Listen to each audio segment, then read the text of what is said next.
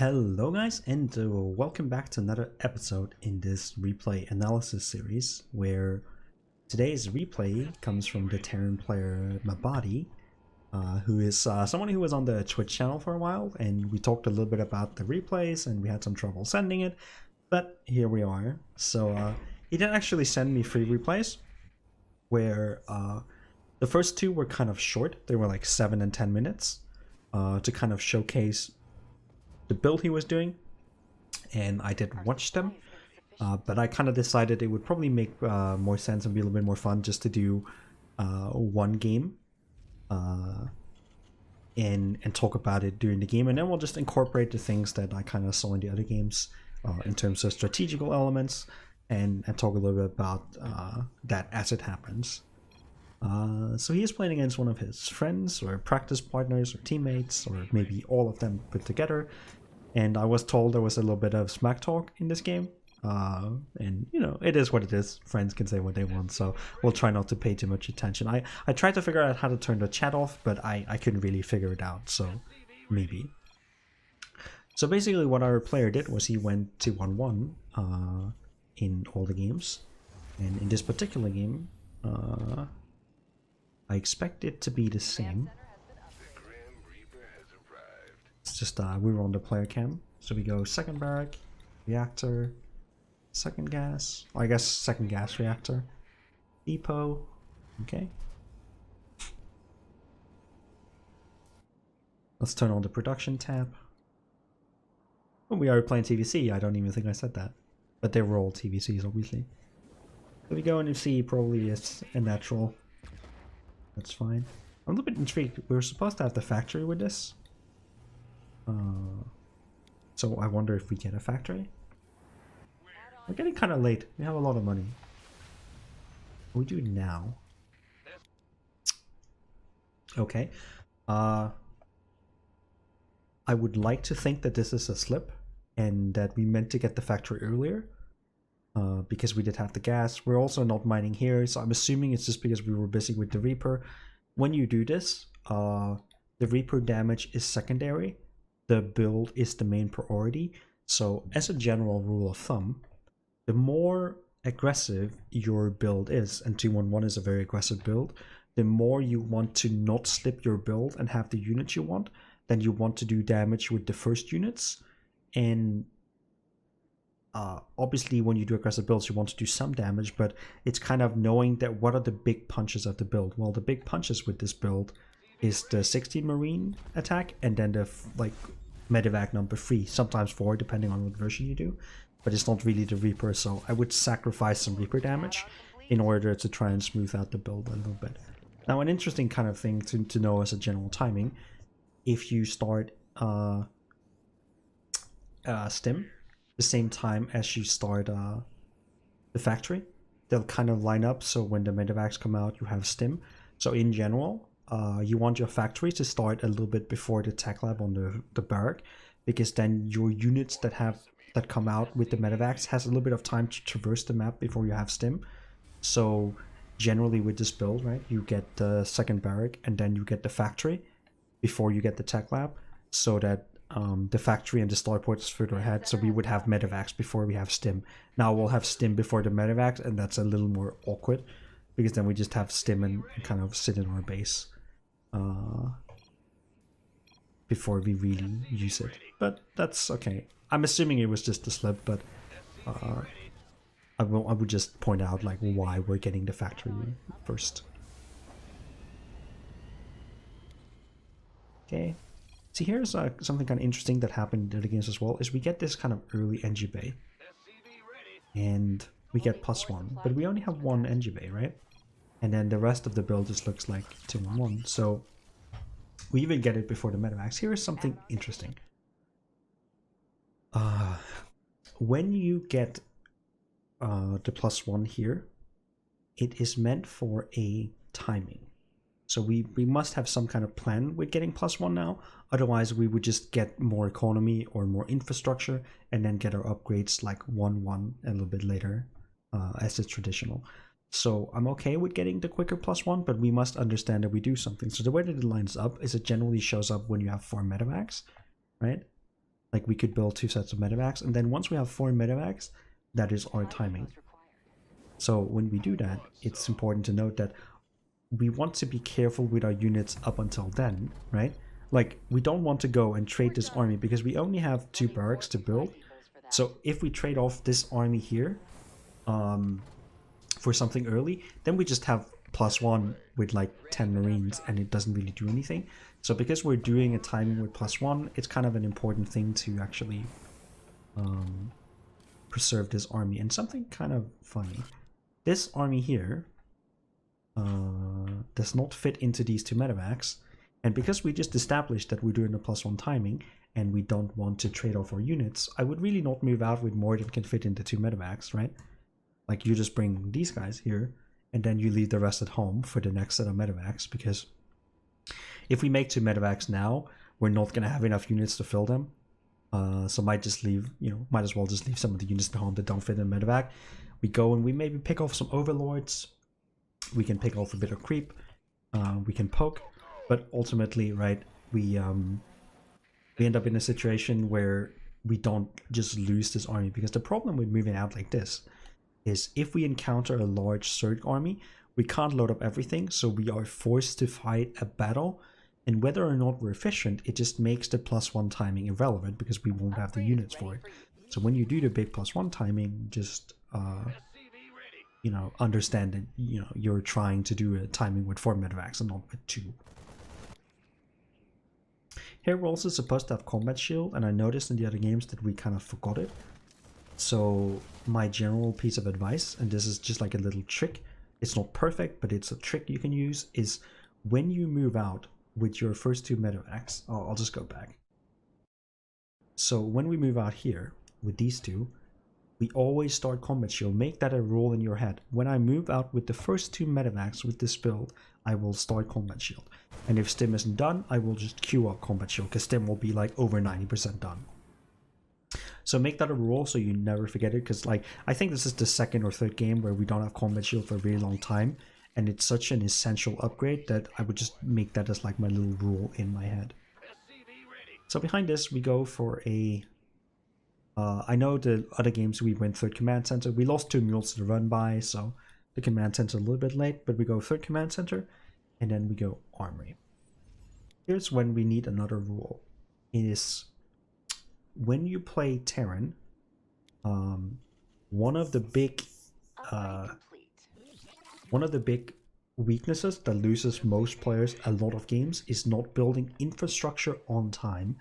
So the next step here is obviously to get barrack number 3, 4, and 5. And now is kind of the time, right? Like we have all our CCs, we have all our upgrades, we have all the tech, we just need the barracks. So right here, when we move out with these medevacs and we go out on the map, another rule I would make is once we have the armory on the way, specifically the armory, once we make the armory, whenever we go over 450 minerals, we would make racks number 3, 4, and 5. If we didn't do the +1 timing, but just the double engine base, I would make it after the 3rd command center is put down. We would make racks 3, 4, and 5 when we go over 450 minerals. And it's not perfect because you are kind of supposed to build units as well, but this is a diamond level game, and I would just make it as your trick to kind of fix it. It's just whenever you go over 450 minerals after the 3rd command center, just make racks 3, 4, and 5, and then you can just start units. So I think that's what I would do, because it's kind of one of the things that just means we have so much less units later on than we're supposed to. And it's so easy to forget, so just have those 2 things. When you move out with the medevacs, start combat shield, and then look at your money constantly as you move across the map and as you start attacking. 450 minerals is barrack time. And you can do it smart. You can play in like smaller chunks, like you can set up like smaller tasks in the game, and you can just say, okay, well, I have to micro, so I'm just gonna put down the barracks, but I'm not gonna hotkey them, and I'm not gonna rally back the SCVs. I'm just gonna make the barracks and just kind of go and look at my army. And then you go look at the army, and then once you have once you have like a safe spot, like now, okay, well now we can put them in the control group. Now we can rally back the SCVs. And then, do it like that. So you don't have to do all the macro by putting down the structures, you can just do that later. But at least just start them, and it's very important.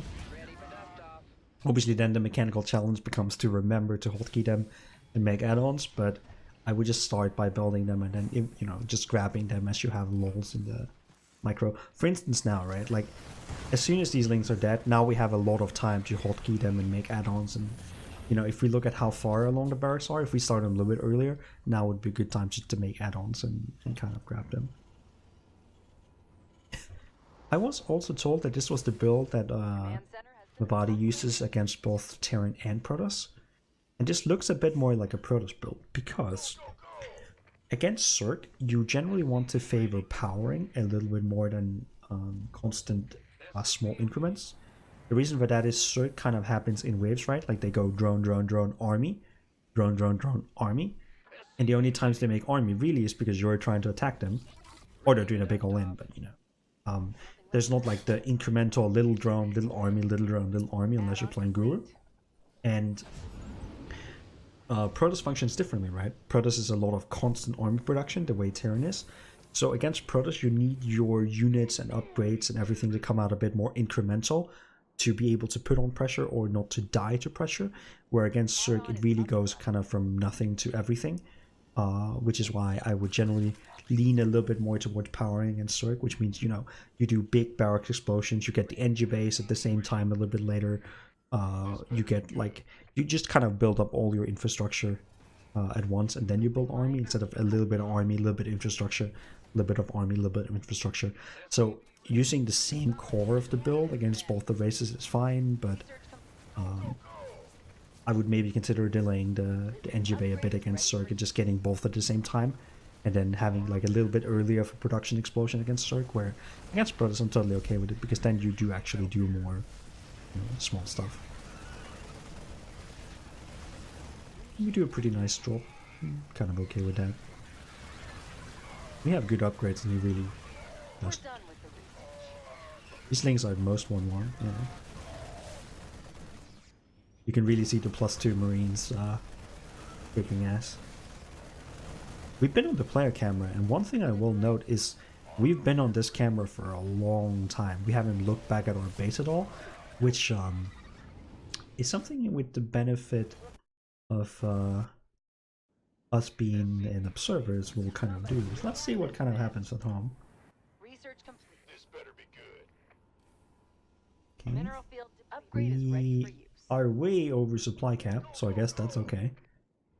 I would maybe advocate being a little less over, but that's fine. We need to build more SCVs. Not that many, but a little bit. So this could be kind of an indication that no, we're not really building anything.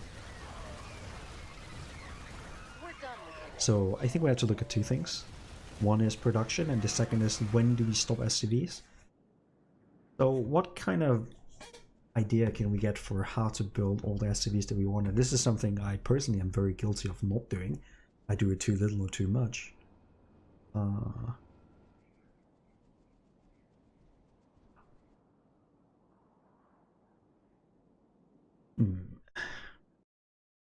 I think once we bring back our first drop, right? And we're kind of sitting here in the like early mid game, and we decide after we did the first marine drop and we came home and stabilized, now we have our third base up and we do our first big attack.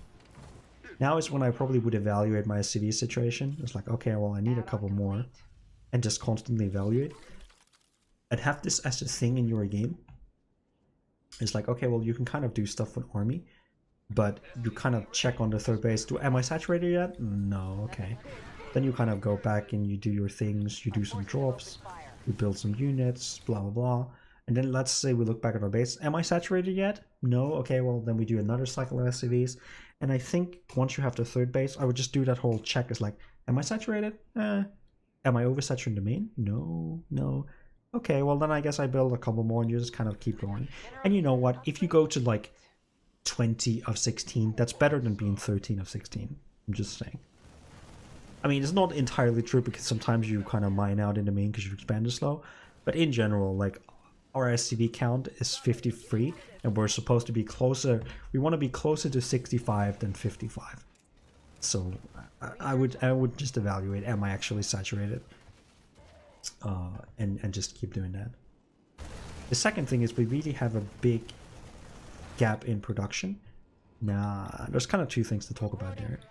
Number one is how important is production to the build we're doing, and how can we do that? There's multiple ways.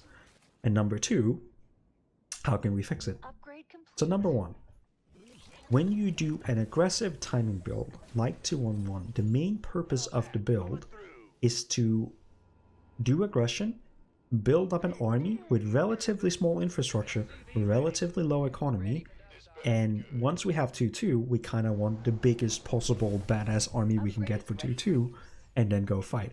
So it's a build that emphasizes controlling the creep, keeping it back, and then once we have 2-2, we kind of bring in the crippling blow. Because we have a small infrastructure, and because we have low economy, the only advantage we have is army tempo. So we want to make sure we actually do that properly with the build. I talked about something about strategy with Finch today, just before recording this, and basically one of the things I told him is, if our strategy game is rock paper scissors, you really want to make sure that your rock beats his scissors, because if your rock doesn't beat his scissors, you can throw the right thing all the time, but it just, you'll always lose. So when we work on execution, we're really making sure that our rock crushes his scissors, and that's kind of what you want to try and do when you do this build. If someone is being a bit too greedy, if someone makes some mistakes, you want to be able to capitalize and kill them. And one of the big factors in that, other than micro, is that we actually use our small infrastructure. And there's been a lot of slips. This sucks. There's been a lot of slips in our production, and we have so little. So it's really something we want to work on, and we'll talk about that just in a little bit, how to do that. The way that production works is you can kind of do two things. You can do a small production. Nothing left in that Have I said this before? I wonder if I talked about this. Maybe I have. If I have, you get it twice. You can do a small production that you use really well to get the maximum amount of units out of that. Or if you kind of slip on mechanics, you can do a slightly too big production and then still end up with an okay amount of units. It just costs you a bit extra money because you made more production than you really could sustain. The weaker the player you are mechanically, and this is basically true for anyone on ladder that isn't very high, is we're probably not perfect in production. We're not perfect in production. So my general piece of advice and my general approach would be maybe overmake production slightly. And that might mean if you need 5 barracks, maybe have 6. If you need 2 barracks, maybe go to 3 a bit later. And so let's say once we go from like 2 racks to racks 3, 4, and 5, try for like a week to go to 6 racks, and then if you end up constantly feeling like, oh, I don't have money to build units, then trim it to 5, because then you're spending your money. But as long as you're not really spending your money properly, like now we have 4 racks, which is kind of like catastrophic. When we get unsupply blocked, we would have way more units if we had 6 barracks, because we have spare money. So that would be my advice. Just go 1 higher than you need to as you kind of build more infrastructure. Now, I'm not saying if you're doing 2-1-1, start with 3 barracks, but start with 2 barracks. And then maybe if you kind of float a little bit of money, once you have stim on the way, maybe go a 3rd barrack and just kind of compensate that way while you figure out what's going on. And kind of get the practice in with it.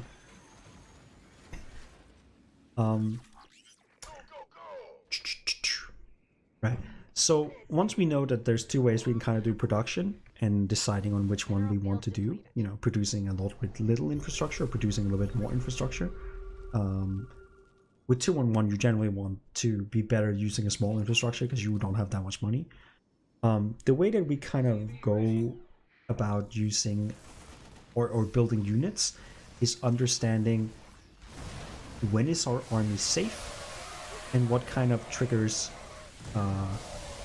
can we kind of cheat with to make sure that we actually know when we can safely look at our production and do it. This battle was something. Oh, I think we'll look at this battle. We've kind of gone ahead by talking. I think we'll go back and look at this battle in a little bit. That was definitely something.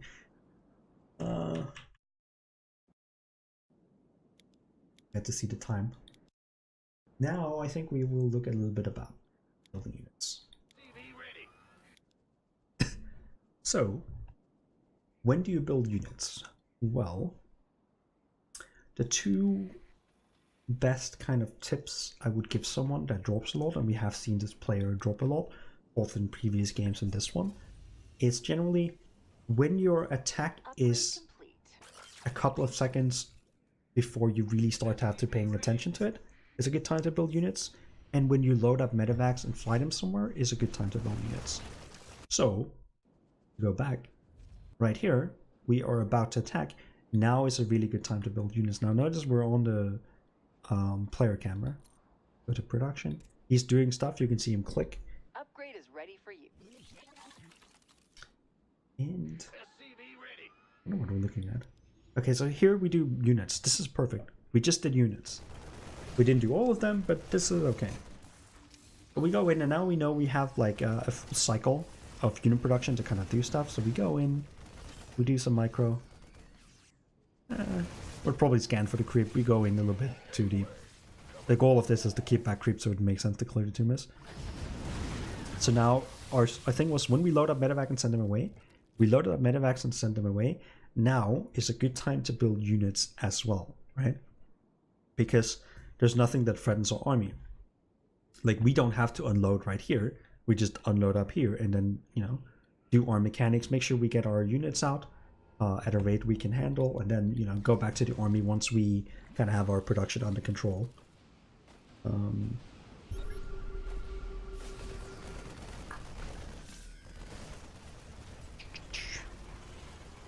It'll become more apparent as well. There were a couple of examples with the drops that we could go and look at.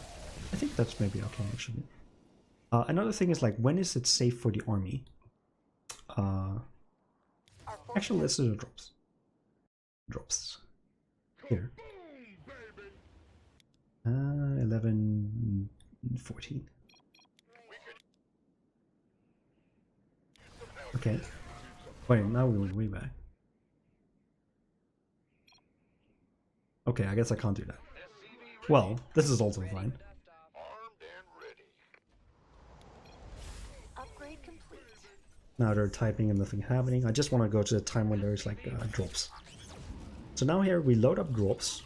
We send our medevacs out, and we send our medevacs out. Right here, one of our things was when we load up units and send them somewhere, we can do production. Right here we should do production. Right?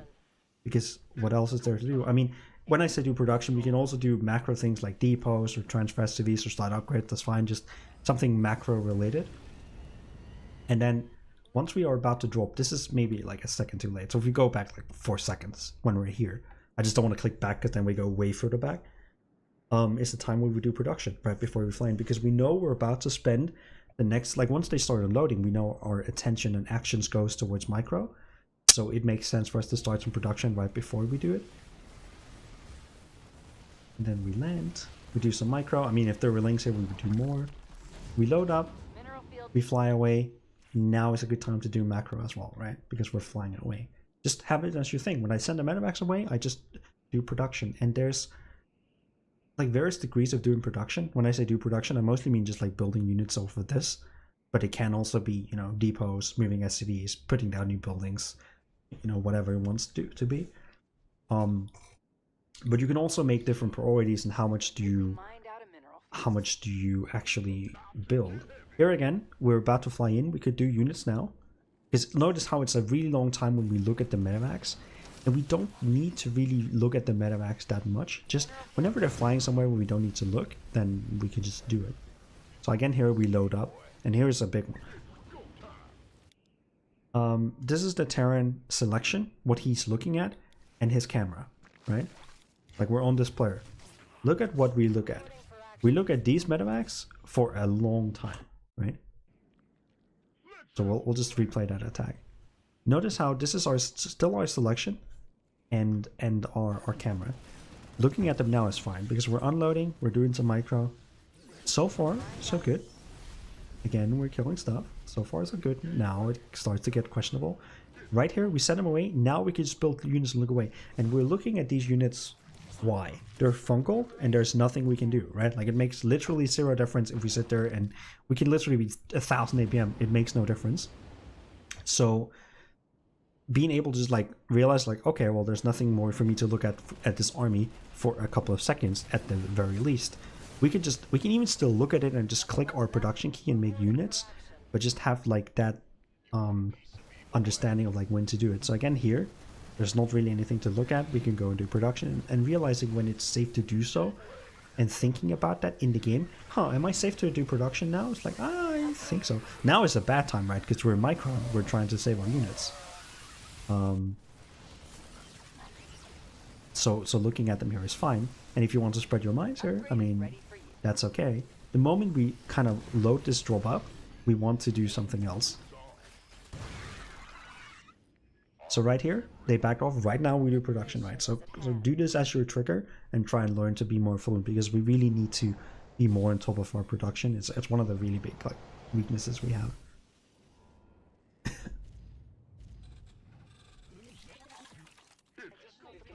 I have a feeling I was talking about something before, but I lost my train of thought. Command center has been upgraded. A Vespine geyser's been tapped out. Mineral field. Composition-wise, I think we're okay. We're getting some liberators. I mean, we haven't seen a hive, but I think it's fine. Supply is tapped out. I will say though that I think the maximum amount of mines you have in your actual main army is like 6 to 8. If you have a couple out on the map to block bases or to block run-bys, then okay, you can go a little bit higher. But once you have like 6 to 8 in your main armies, I would stop making mines because we have too many. We get off good shots, and I think it's this fight, and that's all well and good. But as you climb the ladder of skill and people get better, this won't really work. It took some pretty big mine hits. This won't really work, and then you really don't want to have this many mines. So I think once you get to like 8, just think about it like, oh, okay, I can kind of chill until I trade some off.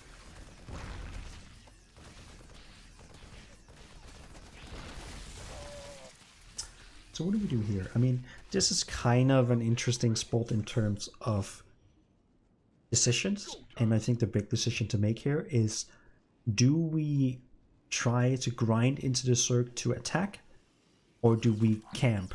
Because at some point against Circ, you just have to camp. Once they are actually on proper hive armies, the real way to play for Terran is to camp.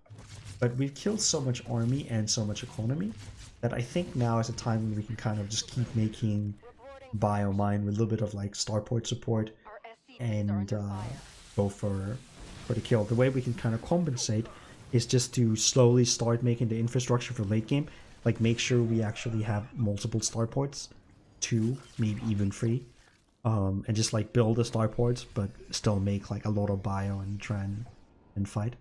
This better be good. We also want to be more barracks. Like at this point, I think at minimum 7, but probably 8. I think it's just an oversight because we've been busy, but we should have a few more barracks, which I guess we're doing now, so I'm kind of okay with that. I mean, strategically, as we go into the game, I haven't really disliked the decisions, but our production really makes us lose a lot of games. We're being very good with our drops and very fancy with our drops, and playing with drops is a fine style. But I think just using that little tip about like when do we make production, well, when our drops fly away and when we're about to drop, then that will really help us win a lot more games because we'll have a lot more units.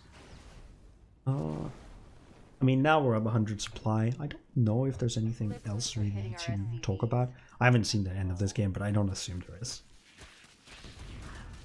You could argue maybe making as like putting out a little bit of a spotter or a center tower. I mean, the interesting areas is this area here and this area here. So maybe I would get a little bit of vision in those areas to protect this base and this base. But I mean, we've had so much map presence that spotters aren't nearly as important when we have map presence, but I would maybe consider that. Let's just go to fast forward, just watch the victorious Terran. I think you should treasure. Oh, what the? I'm a bit scared to see an Ultra Scunbar. Add-on complete. What happened to our army hotkey? It's kind of went missing. Nothing left in that mineral cluster. Hmm. You want a piece of me, boy? Now I'm kind of curious. We don't have a key for our main army. We do here, right? Like this is number 2, our main army. Number 3 is our utility units. Armed and I'm looking for the army hotkeys now. who wants to? Somebody. get Number me 2 out of is this 1 mess. medevac. Reporting for action. Ah, okay.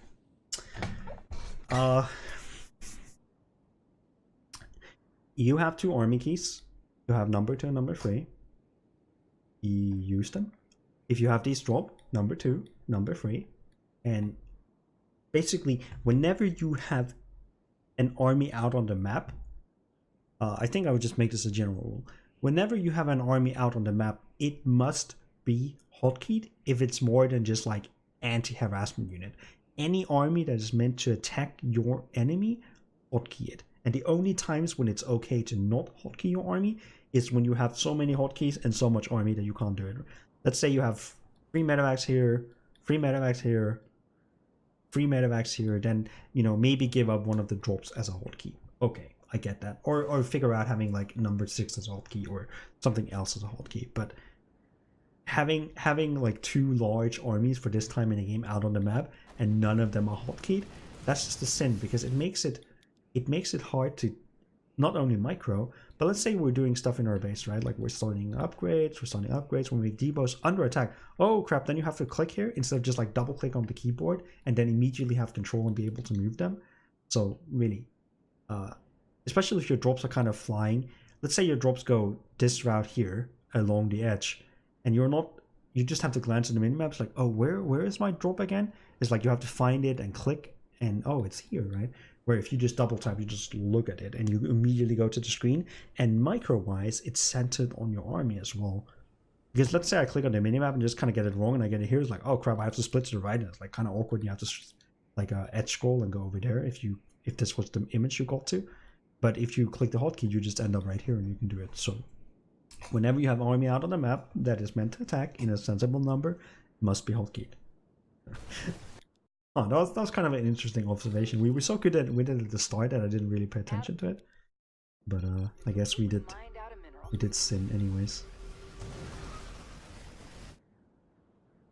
That's a lot of mines. That's too many mines. We could use some help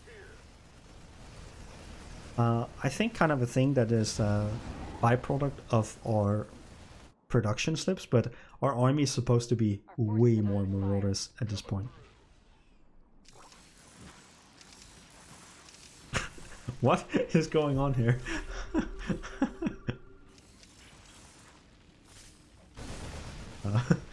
Okay. That was quite the sequence. Alright guys, I hope you enjoyed. This one was a little bit of strategy, but actually quite mechanical. Very specifically, when do we build units when we play a drop heavy style. I hope Mabadi finds it helpful. I hope other people find it helpful. And I'm gonna do one more replay series that I think I'll kind of have up in a couple of days from now. I do have the replays and I have looked at them, so I know what I want to talk about. But actually, I only looked at one of them. I haven't looked at all of them yet. But I'll do that. I have one more queued up for you guys. So thanks for watching, and I will see you in the next one.